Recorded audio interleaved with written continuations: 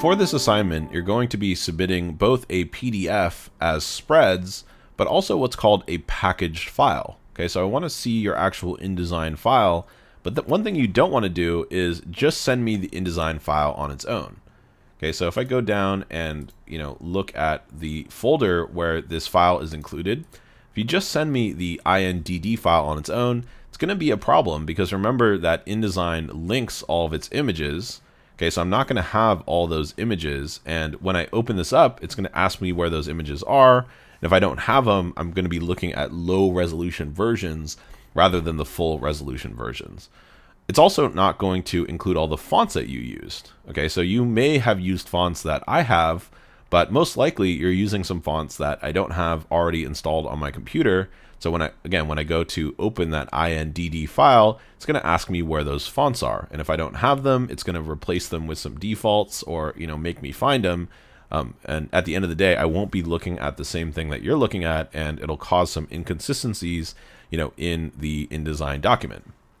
Okay, so packaging is a way to gather up all those assets that are needed to make sure that I have everything I need to open the InDesign file. So the InDesign file is not enough. I need a whole package of all the links kind of around the InDesign file.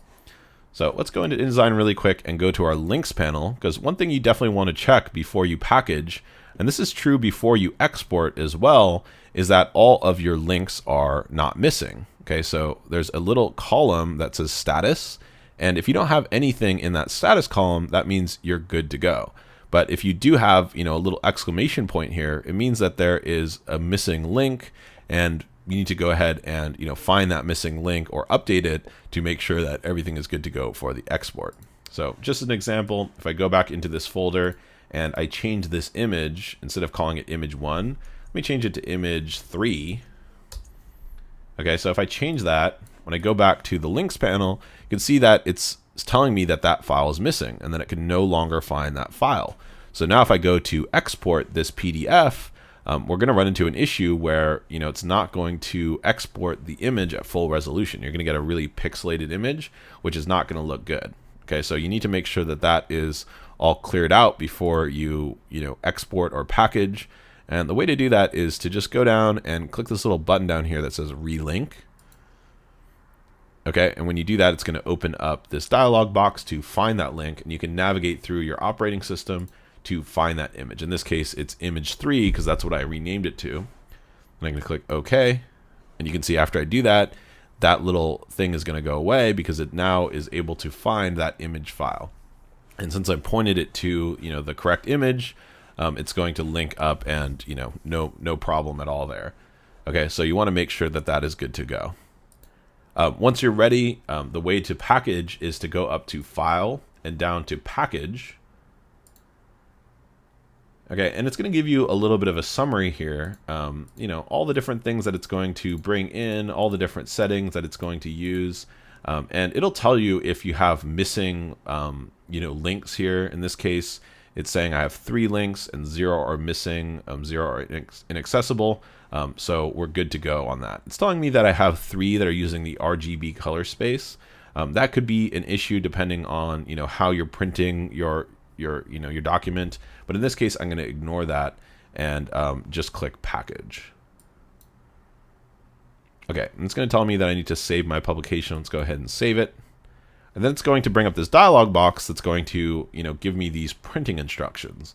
And the reason this comes up is because the package function is most often used when you're sending this over to a printer. And so by default, it includes these printing instructions that allow you to put in some basic contact information just to make sure that your files don't get lost and that the printer understands where they came from, and if there are any additional instructions that need to be included, they can be included here. Okay, in this case, I don't need any of those instructions, so let's just go ahead and click continue. Okay, and then it's going to ask me where I want to save the folder, because the output of packaging is actually to give us a folder. Okay, so let's call this article layout, I'm going to call it source files. Okay, and then down here we have some options. You could include a PDF, but I usually like to do this separately since I like to get more specific about the PDF settings. So I'll do that export separately. Also ask whether I want to include an IDML. Okay, so an IDML is a file that is similar to the InDesign file, but it's backwards compatible. So if you're sending this over to a printer or someone that's using an earlier version of InDesign, then it's good to include the IDML to make sure that they're able to open it. The regular INDD file, which is the file that you usually want to use, is a little bit more sensitive, and it's usually only going to open if you open it with the same version as the person that created it. Okay, so it's a good idea to usually include the IDML just in case, to make sure that there are no issues with transferring that over. Then we're also going to copy the fonts and the linked graphics and include those in the package as well. Okay, so let's click package. You'll see it's going to load a little bit. Then when it's done, we're going to have this nice package file. So if I go back into this folder where I saved it, there's a new folder called article layout source files. That's what I named it as. When I go in there, you can see I have the INDD file along with the IDML file that I included, the instructions.txt, which is, we're not really using in this case. There's also a folder for the links, which are all the original images that we used, and then also the document fonts that are used in the image, in the layout as well. So now I have everything I need in order to open up that file, and this is ready to send, except that we just need to compress it because sending a folder can be a little bit tricky. So let's go ahead in a Mac operating system, just right click and go down to compress to create a zip file. Okay, and then this zip file is ready to send.